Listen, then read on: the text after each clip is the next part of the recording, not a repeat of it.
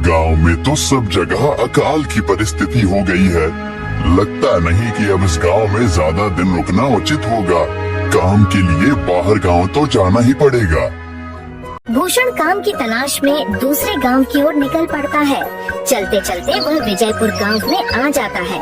वहां उसका रहने का कोई ठिकाना नहीं था और उसके पास कोई काम भी नहीं था। चलते चलते वह एक अमीर किसान जगत सेठ के पास आ पहुंचता है। सेठ जी, मैं भूषण दूसरे गांव से आया हूँ। हमारे गांव में अकाल की परिस्थिति हो गई है। लोगों के खेत सूखे पड़े हैं। गांव में बूंद बूंद पानी के लिए लोग तरस रहे हैं। अगर मुझे आपके पास कुछ काम मिल जाएगा तो बहुत कृपा होगी बड़े भाई। अरे रे, लगता है तुम्हारी हालत बहुत खस्ता हो गई है। ठीक है, वैसे मेरे पास एक काम तो है, पर लगता नहीं कि तुम वो कर पाओगे। सेठ जी, आप चिंता ना करें, मुझे आप कोई भी काम दे सकते हैं। मैं वो काम पूरी मेहनत और ईमानदारी से करूँगा। अच्छा ठीक है भूषण, तो कान खोल कर सुन लो। मेरे पास 50 गायें और 50 भैंसे हैं। तुम्हें हर रोज उन जानवरों का गोबर निकालना होगा और रोज सुबह शाम उन्हें चारा पानी देना होगा। महीने के आखिर में तुम्हें इस काम के लिए 200 रुपए मिलेंगे। और हाँ, 2 वक्त का खाना भी हमारी तरफ से मुफ्त दिया जाएगा। बोलो, क्या तुम ये काम कर पाओगे? अरे बाप रे, 50 गाय और भैंसों को संभालना आसान काम नहीं है, पर अब मैं कुछ कर भी तो नहीं सकता। और ऊपर से सेठ जी 2 वक्त का खाना भी दे रहे हैं। ठीक है सेठ जी, मैं ये काम कर लूँगा, पर एक विनती है। हाँ बोलो भूषण, क्या बात है? सेठ जी, अगर आपको समस्या ना हो तो क्या मैं आपके गायों के साथ गौशाला में रह सकता हूँ? सेठ जी, मैं इस गांव में नया हूँ, मेरा रहने का कोई ठिकाना नहीं है। जग्गा सेठ थोड़ी देर तक सोचता है और भूषण को ऊपर से नीचे तक देखने के बाद उससे कहता है, ठीक है भूषण, तुम गौशाला में रह सकते हो। जी धन्यवाद सेठ जी। तब से भूषण गौशाला में रहकर अपना काम करने लगता है। वह रोज जल्दी उठकर गाय और भैंसों का गोबर निकालता, उन्हें चारा डालता और समय पर पानी भी पिलाता था। हर रोज भूषण अपना काम ईमानदारी और पूरी मेहनत से करता था। जगत सेठ को भी भूषण का काम बहुत पसंद आने लगा, क्योंकि वह अपना काम सफाई से करता था। एक दिन जगत सेठ भूषण को बुलाकर उससे बोलता है, भूषण, मुझे तुम्हारा काम बहुत पसंद आया है। तुम गाय और भैंसों का अच्छा ख्याल रख रहे हो, इसलिए दूध की गुणवत्ता भी बढ़ गई है और गायें पहले से ज्यादा दूध भी दे रही हैं। इसलिए मैं आज से तुम्हारी तनख्वाह बढ़ाकर पूरे 400 रुपए कर रहा हूँ। आपका बहुत बहुत धन्यवाद सेठ जी। कुछ दिन ऐसे ही बीतने लगते हैं। भूषण जगत सेठ के पास बहुत मेहनत और ईमानदारी से काम करता है। धीरे धीरे भूषण के पास अच्छा खासा रुपया जमा हो जाता है, जिससे वह अपने लिए छोटा सा रहने लायक एक कुटिया बनवा लेता है। उस गौशाला में सोकर तो नाक से गोबर की गंध अभी भी नहीं जा रही। अब आखिरकार मुझे अपने घर में चैन से सोने को तो मिलेगा। तब से भूषण जगत सेठ के पास गौशाला में काम करने आता और 2 वक्त का खाना खाकर अपने घर सोने के लिए चला जाता था। कई साल ऐसे ही बीत जाते हैं। भूषण की मेहनत के कारण उसके पास अच्छा खासा रुपया जमा हो जाता है। एक दिन भूषण जगत सेठ से बोलता है, सेठ जी, आजकल गांव में चोरी की समस्या बहुत बढ़ गई है और मेरे पास कुछ रुपए भी जमा हैं जो मैंने अपने घर में रखे हुए हैं, पर मुझे उन पैसों की चोरी की चिंता हो रही है। आपको तो पता है कि मैं दिन भर आपके पास ही काम करता हूँ और सिर्फ रात में ही घर सोने जाता हूँ, इसलिए मुझे रोज उन पैसों की चोरी की चिंता सताती है। हाँ भूषण, तुम बात तो बिल्कुल सही कह रहे हो।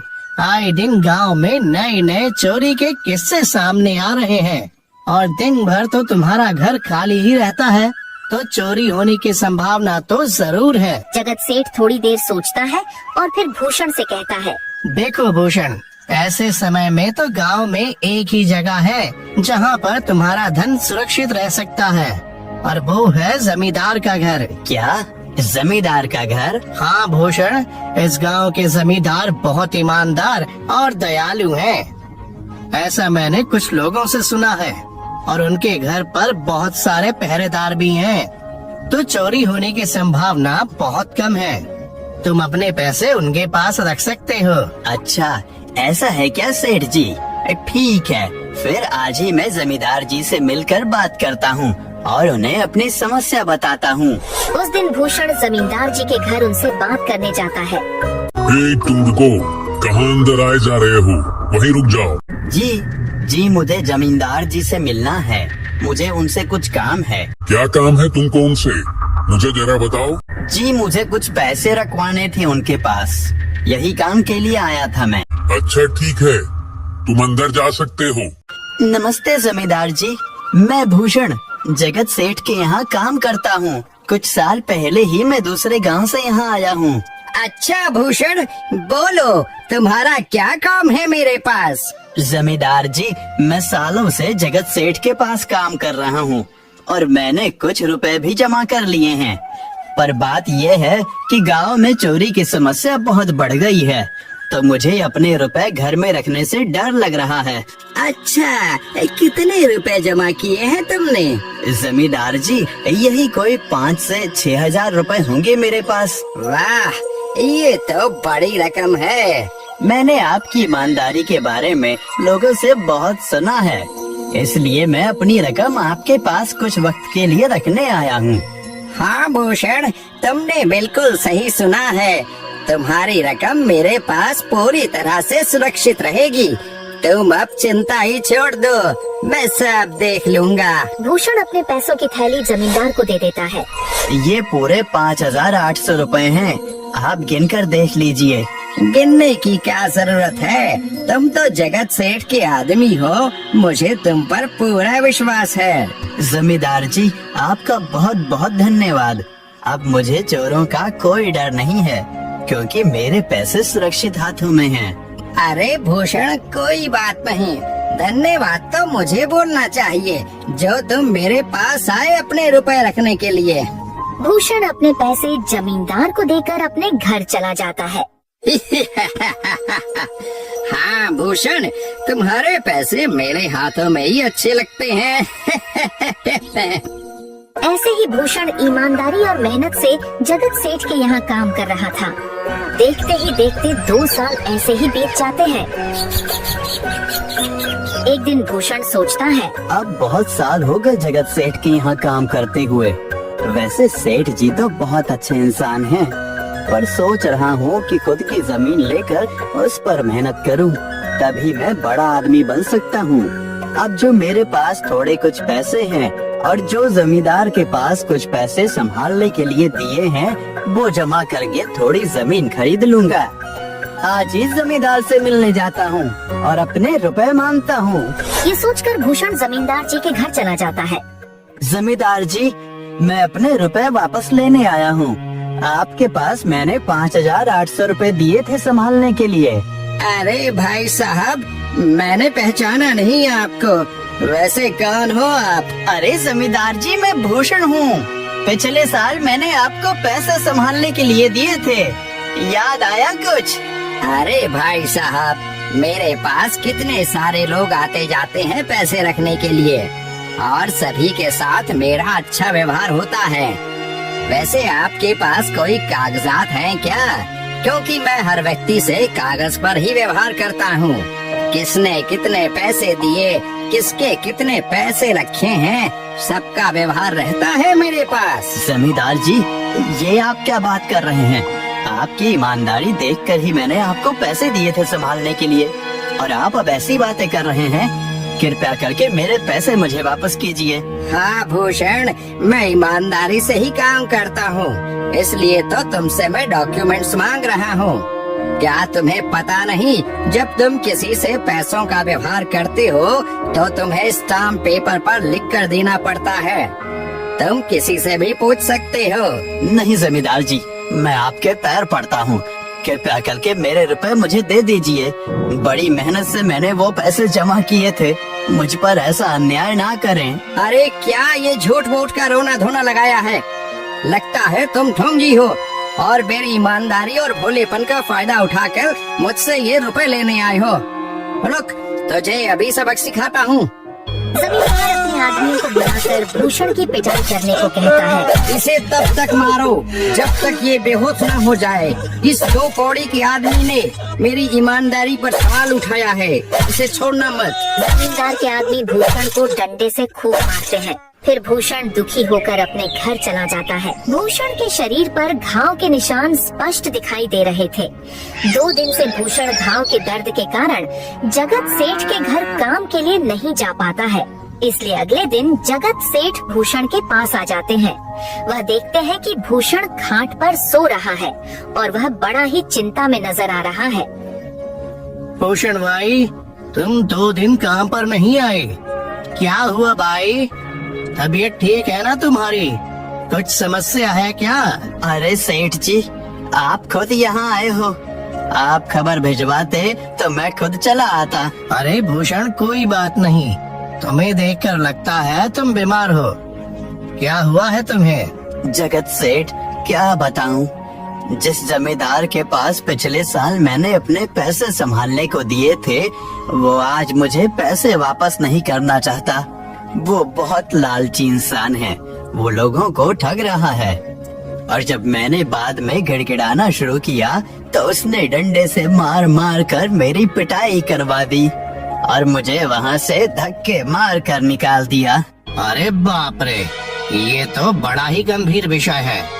मैंने तो जमींदार के बारे में अच्छा ही सुना था और मुझे भी नहीं पता था कि वो इंसान इतना गिरा हुआ है। तभी मैं सोचूं हर साल उसकी संपत्ति इतनी ज्यादा कैसे बढ़ रही है। मुझे माफ कर दो भूषण, मैंने ही तुम्हें जमींदार के पास जाने को बोला था। गलती तो मेरी भी है। नहीं जगत सेठ, आप तो मेरा अच्छा ही सोच रहे थे। ये तो उस जमींदार का लालच है। अब लगता नहीं मेरे पैसे उस जमींदार से वापस मिलेंगे भी। भूषण, मेरे पास एक तरकीब है जिससे मैं तुम्हारे पैसे तुम्हें वापस दिला सकता हूँ। जगत सेठ भूषण के कान में सारी तरकीब बताता है।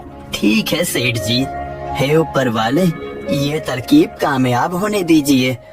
अगले दिन जगत सेठ बहुत सारे पैसों को एक सूटकेस में भरकर खुद जमींदार के घर जाता है। अरे जगत सेठ, आज आप खुद यहाँ? बोलो भाई, इस गरीब के घर कैसे आना हुआ?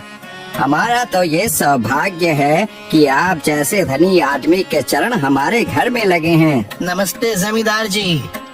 अरे जमींदार जी, आप तो मुझे अब लज्जित कर रहे हैं। वैसे मैं कुछ महीनों के लिए दूसरे राज्य में व्यापार करने जा रहा हूँ। मैं ये लगभग 50,000 रुपए लाया हूँ। मुझे डर है कि कहीं ये चोरी ना हो जाए। क्या आप मेरे सारे पैसे अपने पास संभाल कर रख सकते हैं? आपके सिवाय इस गांव में और किसी पर भरोसा नहीं कर सकता। अरे जगत सेठ, ये भी कोई पूछने की बात है? मेरे पास आपके पैसे बिल्कुल सुरक्षित रहेंगे। आप निश्चित होकर व्यापार करने जा सकते हैं। इस बार तो बड़ी मछली हाथ लगी है। बार बार ऐसा मौका नहीं मिलता। भारी माल हाथ में लगने वाला है। तभी वहाँ पर भूषण आ जाता है। अरे भूषण, तुम? अच्छा हुआ तुम आ गए। मैं तुम्हारे पास ही आने वाला था। मुझे माफ करना, उस दिन तुम्हें पहचान नहीं पाया। इतने सारे लोग मेरे पास आते हैं तो जरा परेशानी होती है, पर मैं अपनी बातों का बड़ा पक्का हूँ। हाँ रुको, मैं तुम्हारे सारे पैसे अभी देता हूँ। जमींदार भूषण के सारे पैसे उसे लौटा देता है। माफ करना भूषण, मेरे आदमियों ने तुम्हारे साथ उस दिन बदतमीजी की। मैं आज ही उनको काम से निकालता हूँ। भूषण बिना कुछ बोले वहाँ से चला जाता है। अरे क्या बात है जमींदार जी, आप तो अपने बातों के बहुत पक्के हैं। तो ठीक है, मैं अपने सारे पैसे आपके पास रख सकता हूँ। जगत सेठ इतना बोल ही रहा था कि तभी वहाँ जगत सेठ का नौकर आ जाता है। मालिक मालिक, अब आपको बाहर के राज्य में जाने की कोई जरूरत नहीं है। अभी अभी व्यापारियों का संदेश आया है और उसने कहा कि वो खुद हमारे गांव आ रहे हैं। अरे ये तो बहुत बढ़िया बात हुई। अब मुझे इतनी दूर नहीं जाना पड़ेगा।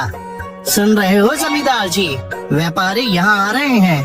अब मुझे नहीं लगता कि ये पैसे आपके पास रखने का कोई मतलब होगा। चलो, आपका बहुत बहुत धन्यवाद, आपने इतनी ईमानदारी दिखाई मुझे। हाँ, पर अगली बार जरूर आपके पास ही आऊँगा। ऐसा बोलकर जगत सेठ और उसका नौकर वहाँ से अपने पैसे लेकर चले जाते हैं। धत तेरी की, ये क्या हो गया? ये 50,000 तो चले गए और जो भूषण के 5,800 रुपए हड़प लिए थे वो भी चले गए। आपका बहुत बहुत धन्यवाद सेठ जी। अगर आज आप ना होते तो मेरी सारी जमा पूंजी वो जमींदार हड़प लेता। भूषण, कोई बात नहीं। जो व्यक्ति मेहनत और ईमानदारी से कमाता है, ऊपर वाले उसका कभी बुरा नहीं होने देते, और जो हराम की कमाई का खाता है उसका कभी अच्छा नहीं होने देते।